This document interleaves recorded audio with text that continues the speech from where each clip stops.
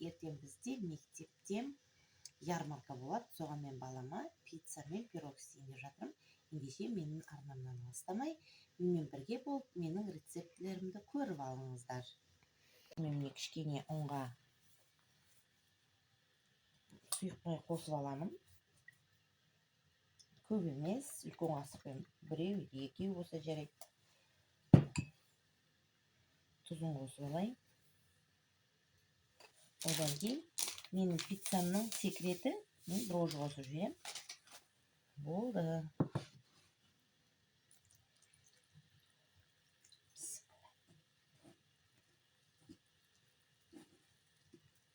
Менің көрермендерім, міне тестісі көп жұмса, осындай болды.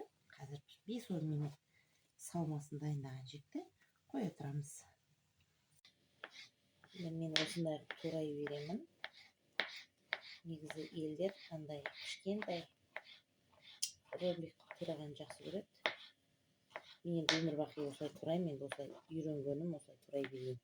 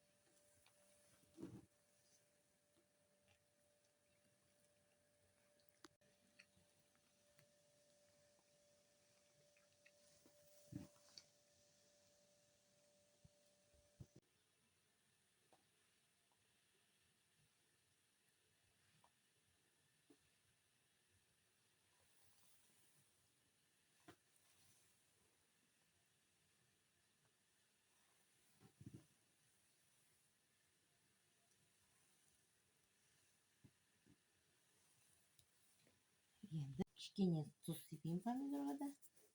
Енді 180 градуста қайнап тұрған плиткаға жіберемін. Біздің пиццамыз дайын болды.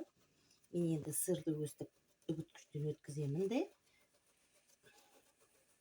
өзінің ыстығымен бұл еріп кереметтей дәмді болып шығады. Менің рецептіммен жасаңыздар. Өте оңай және тез. Жаңағы порциядан міне екеу шығады бұйыртса Алла қаласа. Теңге бөліп аласыздар да нанын екеу осылай жасайсыздар.